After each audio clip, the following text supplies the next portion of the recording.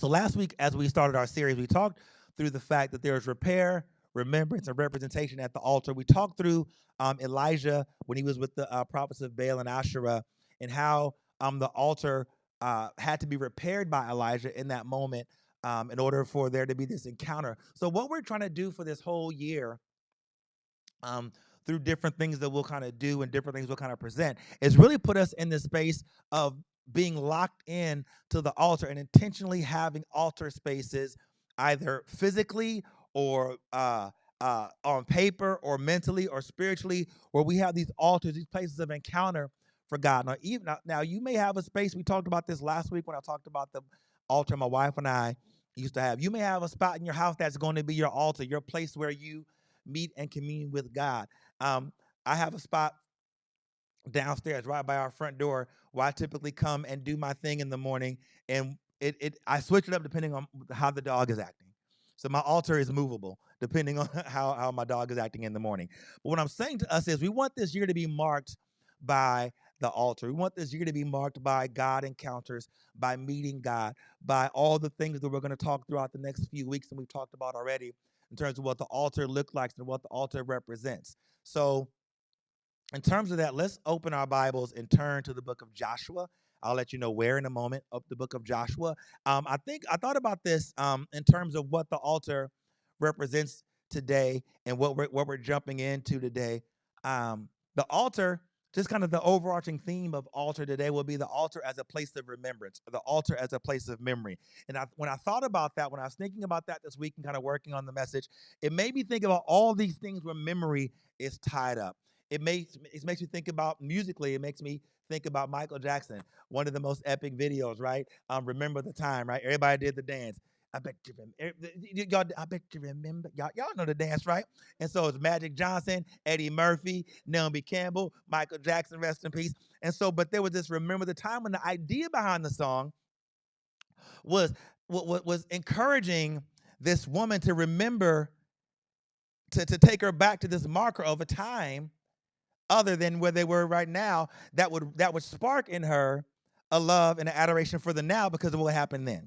So sometimes it takes you to go back to the why, go back to the memory, the genesis of a thing to bring you energy and inspiration for your right now and going forward. And then I thought about the fact this is something a little more fashion forward or fashion related. There was a time, it happens now, but not so much. But there was a big moment and fashion for men, namely, where there was a phenomenon where men would go out and purchase what were called throwback jerseys.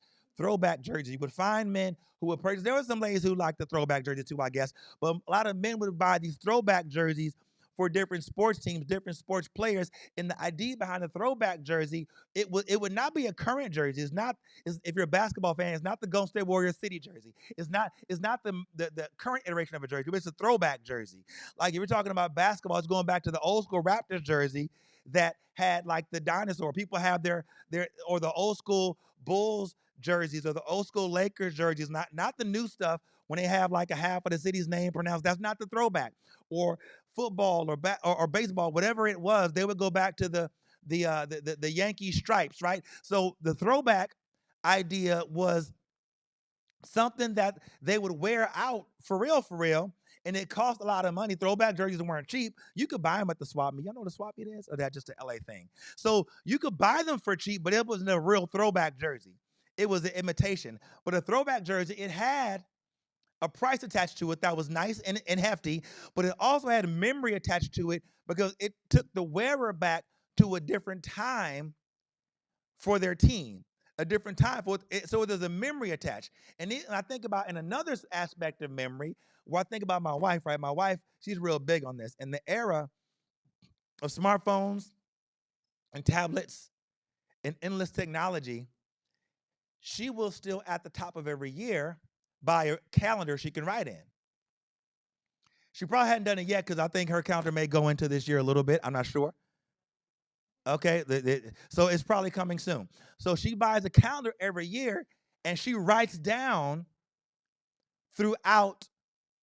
She's talking to Christina about something she's doing with her. I'm not. It's calendar. There you go, already there. Right then. So she writes down what's happening throughout the year, whether it be appointments, dates, notes, passport, whatever it is. It's in this calendar, and it's a place where she can always go and look at it, and it jogs her memory to something.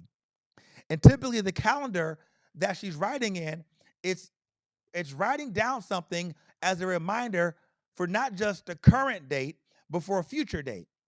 Why is that important? Because if we're talking about the altar today, we're talking about altars as places of remembrance, altars of places that trigger memory for us. And so when we're looking at walking through 2026 and just the rest of our lives in general as a church and also as a people, individual Christians, that we be connected to, watch this, the altar that makes us memory, that makes us jog our memory, right? Have you ever driven somewhere and prior to like GPSs, you know, there should be a time when you would print out Yahoo Maps back in the day, MapQuest, yep. But even before that, my mom, she would use a Thomas guide, map in the book, right? And so, but even if you've ever driven somewhere, if you go somewhere and you're driving and you talk to a native in that place and you're lost, they won't tell you this street, this street. They're going to give you a landmark. Like if you, like when I first got to Georgia, I was going to a job interview, and somebody told me, I was telling them where it was. They said it was about a big chicken. I said, Big Chicken? What do you mean, Big Chicken? Is that a street named Big Chicken? But every street in Georgia is named Peachtree, but it's the Big Chicken, right? It's a landmark. So what I'm looking at here, we're talking about memory. We're talking about basically what the altar is landmarks to what God has done to encourage us for what God will do. Bless you. So let's turn here. Joshua chapter 4. We're going to read verses 1 through 7. Joshua 4, verses 1 through 7. Got a long way to go. We're going to get it done. We won't keep you all day. Joshua 4, verses 1 through 7. When all the nation had finished passing over the Jordan, the Lord spoke to Joshua. Take 12 men from the people, from each tribe a man, and command them, saying, take 12 stones from here out of the midst of the Jordan, from the very place where the priest's feet stood firmly, and bring them over with you. Thank you, sir. And lay them down in the place where you lodge tonight.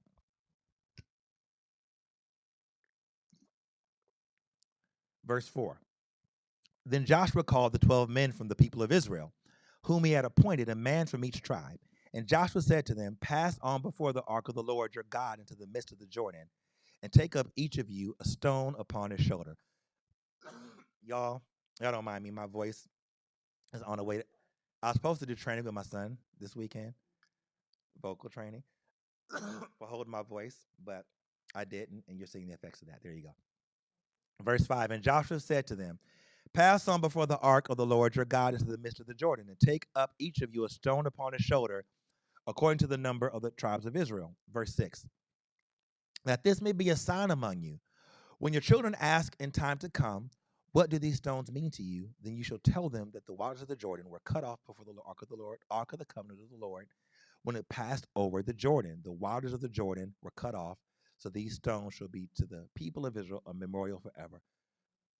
So what we have here, looking at this this throwback or this memory or this altar being a part of memory, just give some context here. When we look here in Joshua 3, if you go home, we give a homework assignment. Joshua 3, read this later. Joshua chapter 3. Y'all trying to give me more water?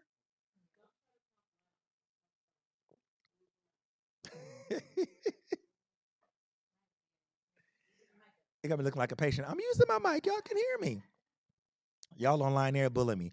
So we get some context here to Joshua chapter 3. So you can go do some homework there and read that a little bit later. Joshua 3. We're coming on the back end of that. But in Joshua 3, y'all remember Moses, right? Moses dies. Moses, the sarcasm. Moses dies, right? But he brought Israel through the Red Sea. And now we have here Moses dies, and now Joshua 1 takes over as God's man, because he was Moses' right hand, now he's God's man who's leading Israel. But from one space, they're coming from wilderness, Egypt to wilderness, and now they're coming from wilderness into pursuing Canaan. So when we look here in Joshua 3, We got Israel. They're consecrating themselves because the Bible says, consecrate yourselves for tomorrow God will do wonders. Then we also have the picture here where in Joshua 3, they actually cross over the Jordan River. Now, what's important to realize about Joshua chapter 3, which gives us context for where we are in 4, is Joshua 3, they crossed over the river, but does anybody remember the time of day that they crossed over the river? All right, so here's the deal. We went to DC recently for my daughter. She was performing, went there for Christmas, right? We drove down. And my wife was telling, whenever we go out of town, well, when it comes to like New York, we always ask Christina or Keen, what's what? So we can know where my daughter should go, what's safe, what, the whole thing, because they're from New York. Or when we went to DC, my wife was telling Christina, hey, this is where we're going to be staying. And what's that like? And so we had the wrong address because Northeast and Northwest, those two different things. So, but we have a Northeast address in there that we had given her, and she said, "Hey, it's cool, but at night you might not want to go outside." I'm like, what do you mean? Same address, just Northeast, Northwest. And so, but the thing is, so the time of day, like she's like, you cool, but at night you may want to lay low until you see the sun. And so, but Northwest was totally different. Northwest was where we actually were supposed to be, which is the wrong thing. So what I'm saying to you is that the time of day matters when something is about to happen. So why is that important? Because when we look at Joshua 3, that gives us context for Joshua 4, is that they crossed over, when you do this, read your homework in Joshua 3, they crossed over the Jordan River at the flood time during harvest, which means a 100-foot wide river turned into a mile raging river.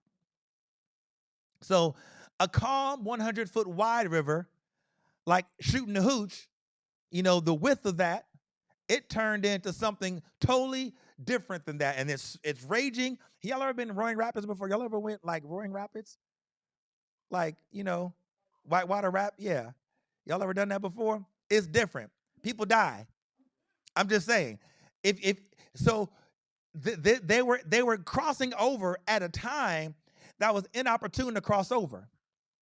But it's in that time of inopportunity that God said, hey, this is what we're going to do in this moment. So I'm just giving us some context. We're not going to go through Joshua 3. I love Joshua 3. We've preached it before, but that's not where we are today. So God had done all these things, and now we're here at this point of chapter 4 on the backside of them crossing over the Jordan. Now, what I want us to kind of see here, and the idea is that Joshua is told by God, when we go back here to Joshua chapter, let's go back to 1, he says, they passed over. Lord said to Joshua, take 12 men from the people, each tribe a man, command them, saying, to 12 stones out of the Jordan.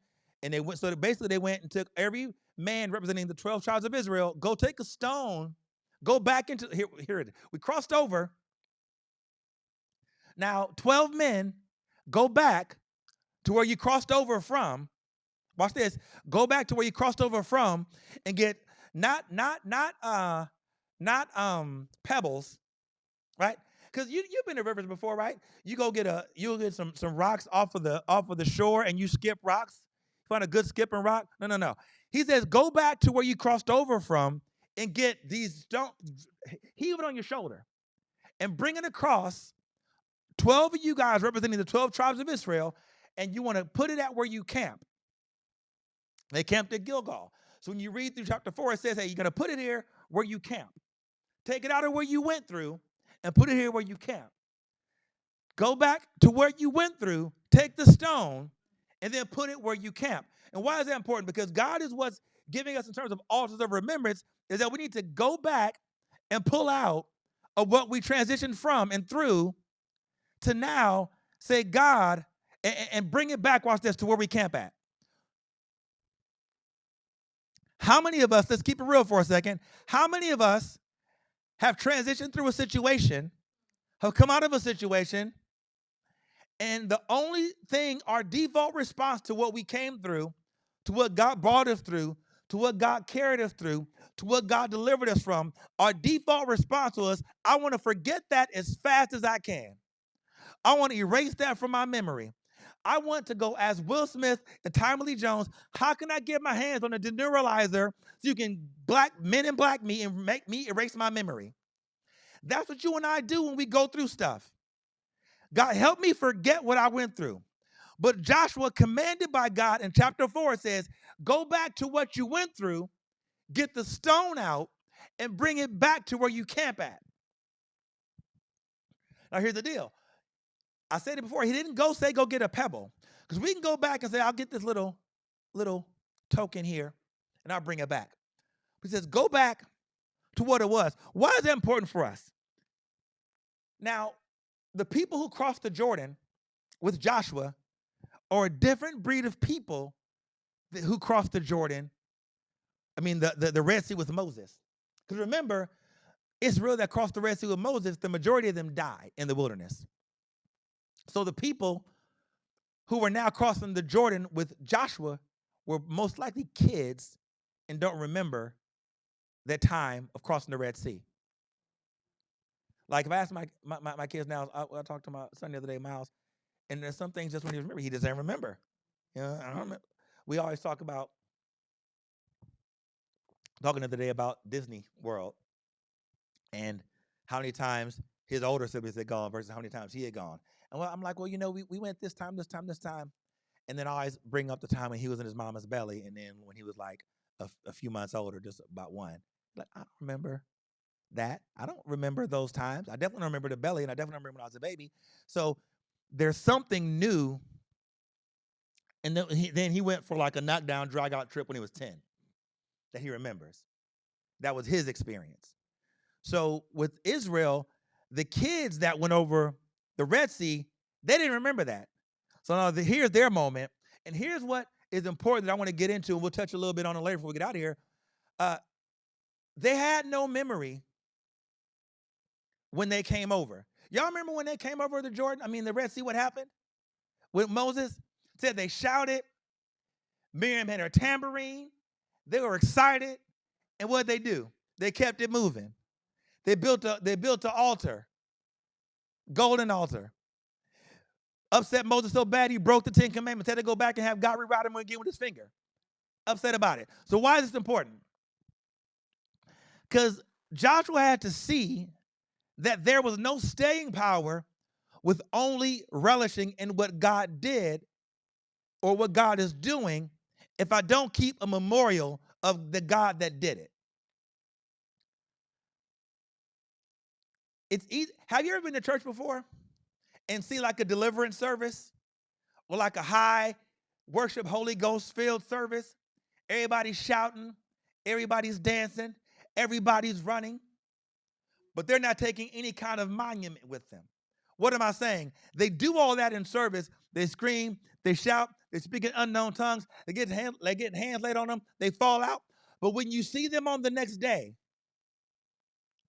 all the faith they conjured in that service, all the things they did in that service, all the way they trusted God in that service, everything they had in the heat of the worship moment disappeared, so much so that when they got to the next day and someone talked about them or someone upset them or someone lied on them or a circumstance happened, they totally forgot about the God they were shouting about the night before.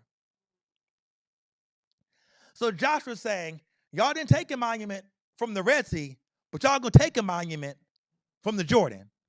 So it's saying here that all these are kids, and now they're coming over, and they're now having this moment where we're taking monuments. But the thing I want to hold on to before we go to the next piece and then make our way is that you got to go back and get it. So I don't know, like, okay, I watch TV. I'm a huge TV watcher, and there's a show I was watching a while ago. I watched all the seasons like several times, called All Rise.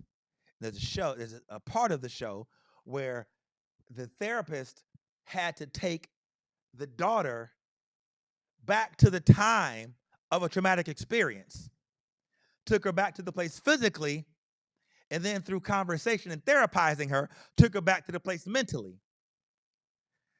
So she had to take her back to the physical place and the mental space of the trauma that happened in order to heal her for the trauma and deal with it and heal her for the current spot and going forward.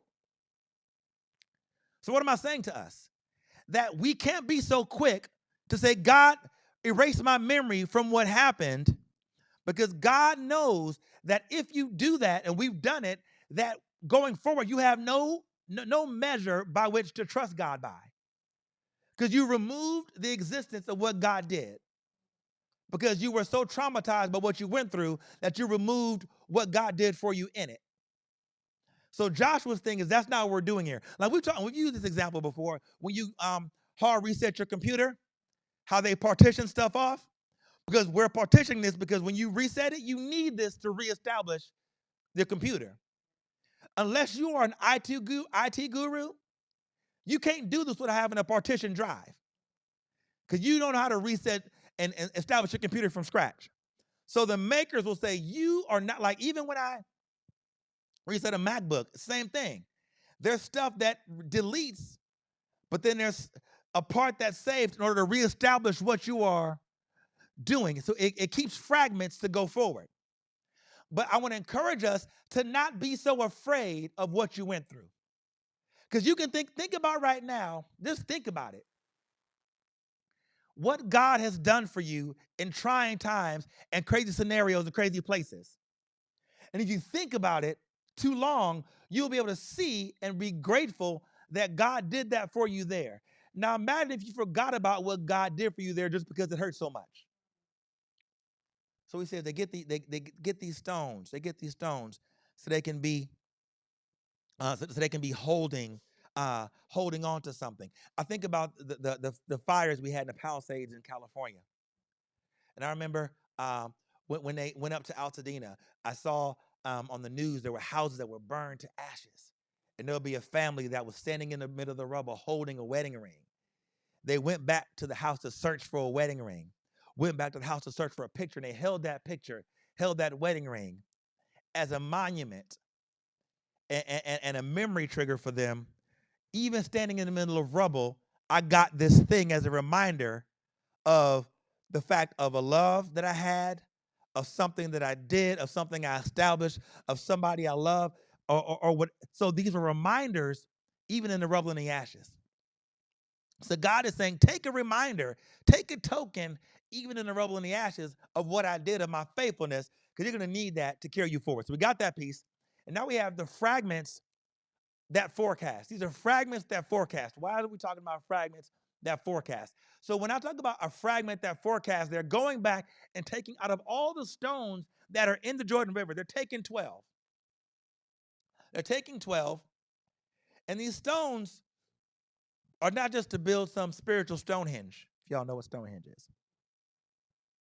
It's not just to stack up some rocks, but these stones are representations of what God can do. Like, have you ever gone through your house cleaning up and you find something and I'll use this example. So we like to talk to my son about cleaning his room. Hey man, clean your room, to my youngest. And throughout the years, when all of the cleaning, there's some things that always stay, even as much as we give away and throw away. There's some stuff that just stays. I'm like one of the mainstays through every cleaning cycle are this barrage of Legos. They stay. I'm like, you haven't touched a Lego in forever. But then a few weeks ago, what was he doing? As a 14-year-old about to be 15, playing with Legos. Now think about the fact that you can hold on to the monuments of what God has done as you're building this altar as a forecast that it's going to do something for you in the future, even though you're not sure what it's going to do. Like, have you ever thrown something away in your rapid cleaning, and then you end up needing the thing you threw away? That's why I encourage us in that first point not to be so quick to get rid of the memory of what God has done, because you're going to need that. You and I, as we go through 2026 in the year of the altar, we're going to need the stuff that we think we don't need. You're going to need the reminder that God is faithful in tragedy for what's coming next. You're going to need to be reminded that God is a keeper and a peace giver. You're going to need to know that God is shalom and that God is victory and God's a healer when you're going through what you're going through in the future, because of the way he did before. So these are fragments that forecast what God can do based on what he's done before. So here's the thing I want us to think about. Like, have y'all like traveled, like, well, you may do this, but I remember as a kid, it really meant a lot. If you were a kid and you had a family member that went somewhere, it had to be out of the country. It could be anywhere. They could have gone to Tennessee. As a kid, when you have a family member that's going somewhere that's not home, what do you expect when they come back? You want a souvenir. I want a button. I want a magnet. I want a shirt. I mean, as a kid, if you got a family member going to Vegas, they could bring you back a shot glass and you can't drink, but you're excited. Oh, it's from Vegas. Circus Circus. Am I aging myself? You know what Circus Circus is? Okay, it's still there, but I mean, it's an aging myself hotel because y'all about the new ones. But at any rate, the souvenir is what we expect as kids. And even as adults, you want to bring back a souvenir for yourself like you didn't have a whole time experiencing it. But what I'm saying is you bring a souvenir back from where you go, but why is it that we're so prone? Like, we're excited. Like, before we leave a place, the last thing we do, if we forget to get a souvenir anywhere else among the locals, before we leave the airport, we're looking, where can I get a souvenir at to show that I've been here? My ticket stub not going to matter. My passport being stamped not going to matter. I need to prove that I've been here with a souvenir that says it was made here. What can I bring back from Caracas to show that I went to Caracas? What can I bring back from London to show I've been to London? What am I saying? We're so prone to bring back souvenirs from everywhere else, but when's the last time you brought back a souvenir from what God has done? We are very aware. We go to Germany, we're going to bring back a piece of the Berlin Wall. Like, so we went. When I went to Mexico, we went to this border immersion trip, and we were there in Tijuana, right across the border wall. There's a huge block right across the border wall in Tijuana that is a piece of the Berlin Wall. And the quote on it talks about how they are not wanting to return that way again. So there's a piece of the Berlin Wall next to this border wall that is a reminder, a stark reminder, a monument of what has happened and to not want to return there. It's a reminder even to the people in Tijuana that, hey, this can get better and come down. The border wall that separates us from the United States is up here now, but right in eyesight of the border wall is a piece of the Berlin Wall, which did the same thing and worse, that's broken down. Why is it important?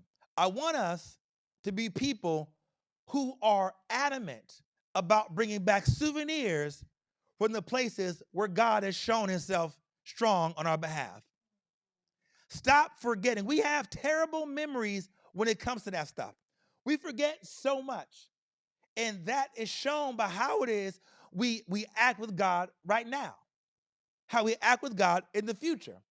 I would think that for you and I, God has developed enough credit, enough goodwill, enough of a pattern so that when we are going through what we're going through, or even right now or in the future, we can say, okay, God, I know that you showed up this way before, so I'm pretty confident that you will show up in a similar way coming in the future. So we have these fragments that forecast something. So I want us to see God, and this is what it was for them. It helps us to see that we continue trusting God in flood seasons. Remember, because it was a flood season they went over. They transitioned from the wilderness to promised land pursuit in Canaan during a flood season. So we can look at our current life in our own four walls and even outside, right now or in the future, that God is saying, I've shown that you can trust me here, which means you can trust me there. And so I want us to have our memory sharpened. So when it comes to building an altar to remember, ask yourself, what are the things that are going to help me remember what God did? If you got to be a person who writes it down and puts it on a calendar, or puts it on a wall, or puts it on a sticky note to encourage you that what God did, do that. If you got to buy a physical something to say this is what God did, do that. If you got to have a memory, if there's a song that reminds you what God did, let that be the altar. But find yourself a way to have altars of remembrance to put you in a place to remember what God did. Even when I think about, we've been talking about the last week and even this week in the beginning of the message, talking about our church. And I remember what God did in the infancy, in the early days. I remember the fire in the early days of our community. So what that does for me is it encourages me that God can still do that even right now. It encourages me that God can still be that same God even right now. Quick sidebar, then we'll finish the message out. Caleb, who crossed into the promised land back in Numbers 13 with Joshua, crossed in at 40 years old. Didn't get the promise at 40 years old. But we catch up with him later at the age of 80, and he says this in shorthand: I'm as strong and as vibrant and as ready as I've ever been to go after and receive the promise that God made to me 40 years ago. So what am I saying? There's this thing about when I build this altar of remembrance, this monument that helps me remember, that keeps me going even though I'm after my prime. So you could look and say, the day is past for God to do that. But the altar says differently. You could say what I'm going through right now in my life is too hard, but the altar says differently. You can look at the news and say the world is going to hell in a handbasket. I don't know what God's going to do. It's terrible, but the altar says differently. You can look and say that the situations that I'm in and I'm engaging in are hopeless, but the altar speaks differently. But if we never bring back the boulder from the altar, we have nothing to counteract the narrative that we spin. So the fact that I bring back the boulder from the altar, so that from the river, it helps me remember and keep a memory ahead of me that no matter what I'm going through, that there's something that counteracts what I'm saying is so terrible about my situation. So we got that piece. Now, the last piece where we get up out of here, Joshua is encouraged by God. Let's go back down here so we can see it in writing here. He says, verse 6, that this may be a sign among you. When your children ask in a time to come, what do these stones mean to you? Then you should tell them that the waters of the Jordan were cut off before the ark of the covenant of the Lord. When it passed over the Jordan, the waters of the Jordan were cut off, so these stones shall be to the people of Israel a memorial forever. I love that because remember I said a lot of the people who crossed over the Jordan were children during the Red Sea. They didn't. So when they are hearing about the Red Sea as adults, they are thinking these are fables. This didn't really happen. That's crazy. That didn't happen. Now as adults, they have their own crossing experience. And we mentioned earlier, Joshua said we're going to build some off of this to remember. So then he's saying to them, so we won't repeat what happened in the Red Sea. To them, there's going to come a time when your children are going to ask you what this altar is for. Going to say, Mom, Dad, what is this altar for? Now, mind you, the altar was set up in Gilgal where they camped because he said, take it and set it up where you live. So you gotta set the altar up where you live so that they can see the altar and see it's there and maybe not know what it's for. And they'll ask, what do these stones mean? What do they mean? Mom and Dad, I see you praying all the time. See you reading your Bible. See you going to church. See you praying to the Lord. What does that mean? You can sit back, tell them, hey, little girl, little boy, let me tell you a story. And so the altar provides an impetus for storytelling that points us towards Jesus. Because here's the deal. God is using the stones as a testimony for the people who are going to come after. Like, here's the thing. Our kids are watching us and how we engage with the altar. And if we do this thing right, much like Christina's gym friend, it's going to make them ask, what is that? Huh? But if we don't engage with the altar, it will not make anyone ask. And the thing about the altar is it stands and it's obtrusive in a place. It's ostentatious in a place, and it points to God. It's not quiet, doesn't hide in the shadows. It's not something that's, I don't. It's something that's out there that makes people ask, what is that? And then you gives you an opportunity to explain to them, this is what God is doing. This is what God has done. It's not just for the kids that ask. It'll be people that will ask and say, what does that mean? And here's the deal. Right now in our current climate and how Christianity is being represented, how God's being twisted, how Jesus is being misused and co-opted, we need a people who will engage properly with the altar that people can see and say, that doesn't look like anything else I've seen that's labeled itself Christian. Everybody else I know that says Jesus language, they operate like this. What is that? So Joshua is saying, when the altar is erected rightly, it's going to make people ask, what are you doing? But here's what I want us to kind of get into, because even before people can ask what it is, you and I have to do something that's developing a practice or discipline of remembrance.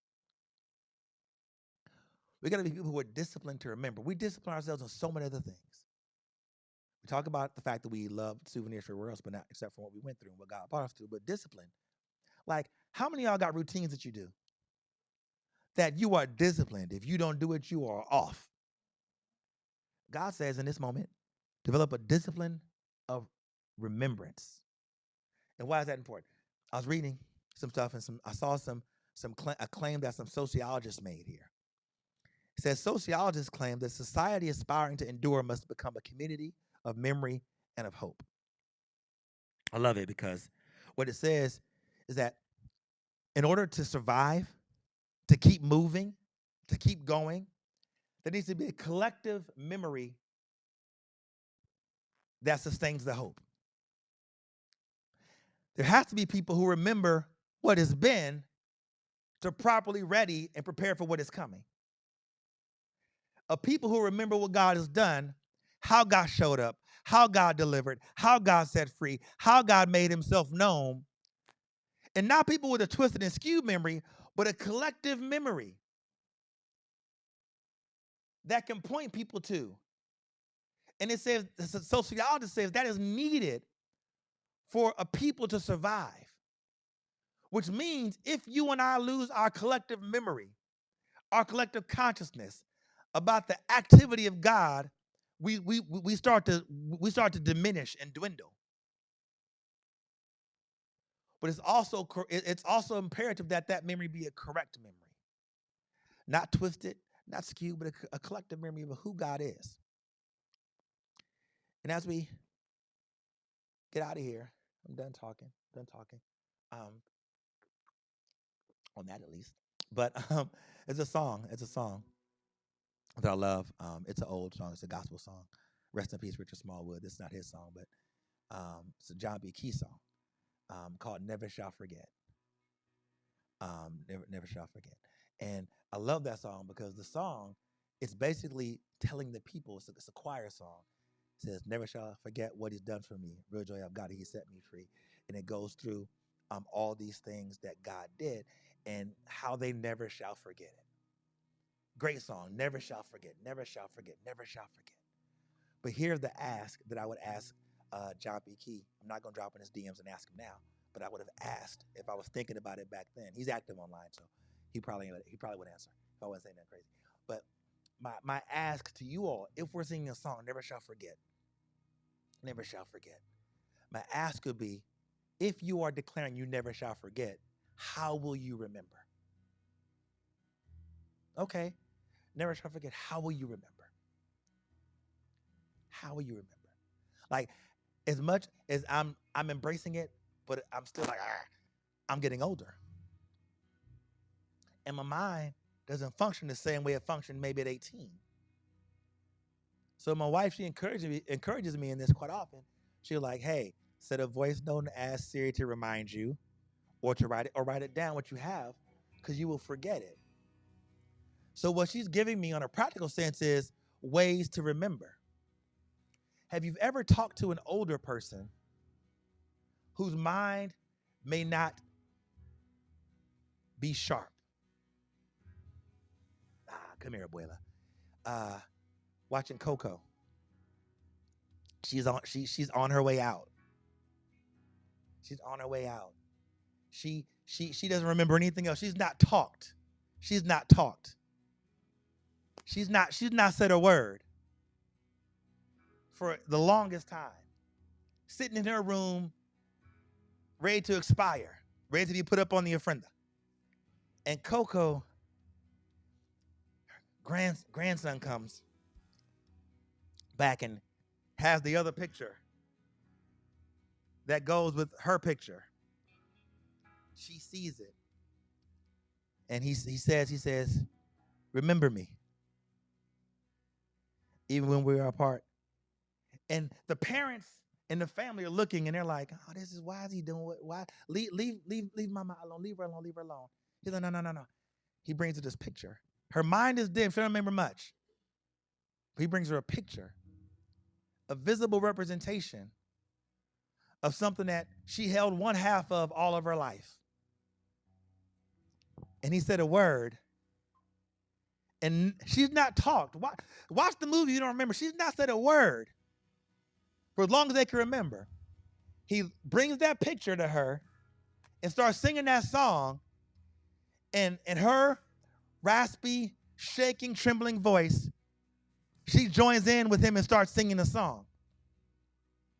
Because even when my mind is going away, even when I can't remember like I used to remember, even when I can't think and recall it to memory as quick as I used to, when you bring me a representation of what God has done, will you bring me a picture of what God has made happen? When you bring me words to a song that declare, remember me. So what God is even saying in this moment is that when you are going through it, because you will, and maybe because you are, God is saying, remember me. I've told you in my word, I'll never leave you nor forsake you. And for all the years you've been on earth, I've kept that promise. And if I know God not changing, he plans on and is determined to keep that same promise. So the homework assignment today is not just going to read Joshua 3, but to go and develop a discipline of remembrance. And go through your mental Rolodex or even your physical Rolodex. Like if you ever talk to King, the more he looks through his house, the more stuff he finds. That's connected to memories. So what I'm saying to us is go through your mental Rolodex and then maybe your physical house and find things to help you remember what God did. There are signs to God's faithfulness. It might be a little something that you hold in your pocket, and every time you touch it in your pocket, it's like, okay, I remember this.